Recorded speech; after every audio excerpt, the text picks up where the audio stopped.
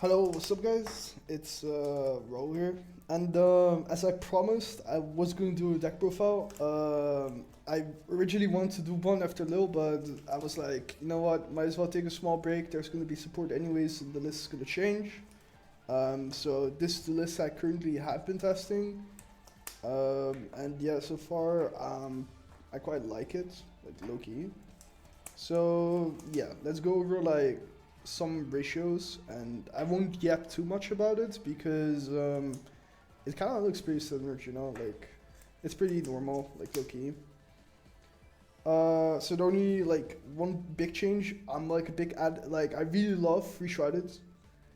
The only reason I'm playing one is because I want to switch up the ratios with Sarnir and Shroud Dragon, because I really value Bestials right now. Because when you play against like the Mitsurugi Yami deck, which is like the best deck by like it's crazy, it's a really unfair deck. Bestials are really good against them because you can hit the Sorrow Cat, the Synchro free. So like if they don't start Mitsurugi cards, you can assume they don't have access to Mitsurugi cards or they have the bricks in hand. So they will like try to rush like the Herald of Arclight into the extra monster zone. So they can link it to a gravity controller and then trigger the Herald of Arclight to add the Habakiri. And if you Bestial on the Samsara Cat, basically, you're denying them the body of Samsara Cat.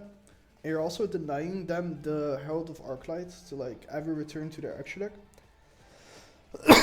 Okay, excuse me. That was so like that makes it so you yeah, you just like plus, right? Because like we mainly care about the Herald. Of course, we also care about Murakumo, but you know, one step at a time, we take them down, you know. And yeah, that's why I play multiple Sarnir now. I also kind of want to try the Druser even in the main deck because Bestials are just that good, and I think Mitsurugi Yami is gonna be well represented because it's a really good deck, and I want to prepare for it. So. That's why I play free Sarnir.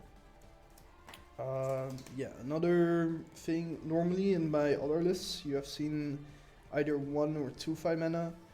I decided to play free because I feel 5 mana is the best hand trap in the game right now. If you open 5 mana in the Dracotail mirror, it's really solid. If you open 5 mana against like Yami, it's crazy. Like, it's just a really good card. And I quite like it because it has like multiple synergies with this deck, because you can also use it to make Artesia, you can make it to use to make it Albion, you can make a Starcers by just like using Bestials in your opponent's turn. I think it's a really solid card, and it's like the best hand trap in the game besides Chummies.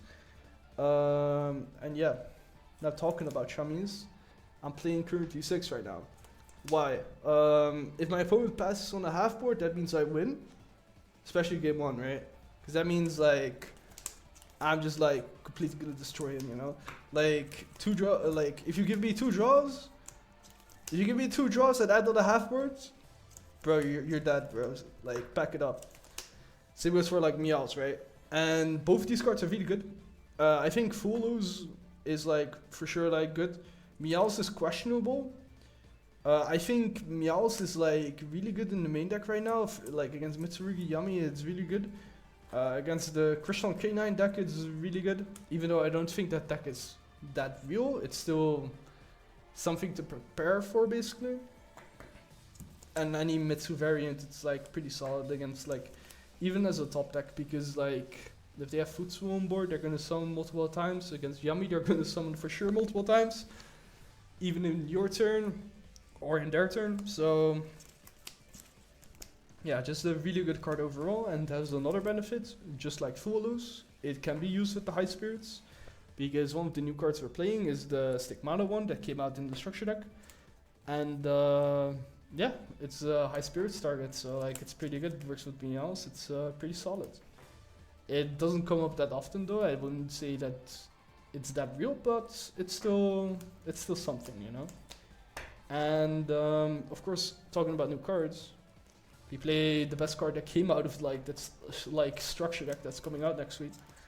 The Fallen of the Virtuous. It's like low-key the best breaker this deck can have. I would low-key play free, if if the format would allow me to play more power spells. The reason is why I only play one is because like with five mana it's a bit weird. Because you don't want to have a high spell count when you're playing when your game plan is kind of like to play 3/5 mana. Because like the reason why I'm playing 3/5 mana is also because like the game 2 zone 3 where I have to worry about a card that's in the format like Deep Barrier.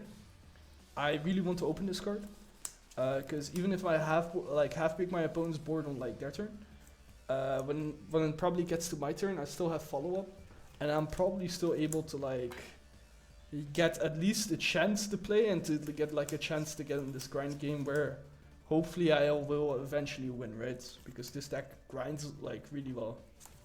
So for that reason, I only play one because of like, you know, I just want more monsters in my hands. That's basically the reason. If I would play a more power spell version, I would 100% play 3. I think pure should also always play 3, like just pure branded, because this card's actually really insane. It's the best board breaker we have. And another thing you could see is I cut the brand in red. I don't think that card's needed anymore. Like it's not like in pure branded, where when you play it, you like want to like end phase play so you can still get your benefits of like branded loss or your benefits of guiding quam, you know. In this version you don't really need that because you're always like triggering a lost, probably still in your main phase with either Rahu or Ketu after you resolved your brand fusion plays. And you know, the quam, same thing, you know.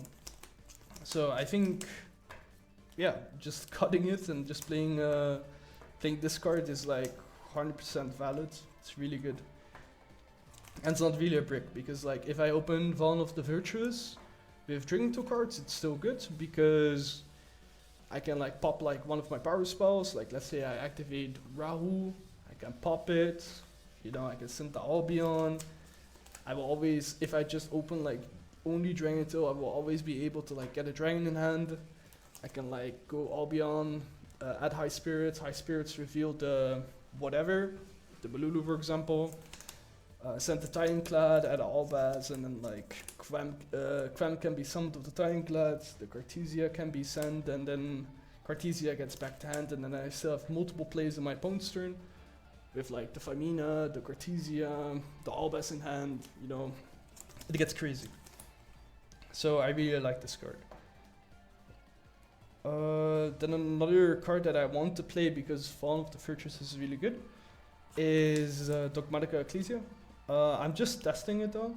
In theory it sounds really cute, like pretty strong. Because like it's just basically a free extender that gets you like a broken quick play. It's pretty good on your Fuwa because like your half boards are just insane if you open this card. And it can add the Fallen of the Virtuous, and you can of course add that of Nadir, and then Nadir can send another card, so you have like multiple things set up always, which I really like. So I really want to test this package. I'm not sure if I will keep playing it. Maybe in a few weeks I don't like it anymore, but you guys will be updated on that. So now let's get to the card nobody thought was good, but is actually really strong, like the Stigmata. The biggest reason to play this card is because of like its materials. Like it's kind of crazy that I'm able to go Albaz, like effect in my opponent's turn, and fuse away 2 of their bodies, right? That's like broken. Like that's broken. So that's like one of the reasons why this card is good. The unaffected like thing might come up in some game states, but I don't think it's that real, but you know, that's why I also kind of wanted to try the Ecclesia, just to experiment that like unaffected effect, like the towers affect a bit more. I do think the unsummoned effect is like very real, because the unsummoned effect, like you can shuffle 2 cards from graveyard or any banishment into the deck, and I think that is like very crazy, because that means you can just like put back your opponent's Murukuma. You can if you probably chain it perfectly, you could, for example, put back an opponent's Lurie that's trying to trigger with the Engraver, you know? Like, stuff like that. Some niche things, you know? I still think this card's pretty good.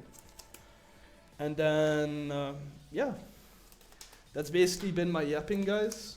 I hope you guys liked it. You know, also let me know if you guys also want to see like Genesis format or other decks on the channel, or even a pure branded version, you know, of like that deck list, how that looks like. Just let me know in the comments below. I hope you guys liked the video, and have a nice day. See ya.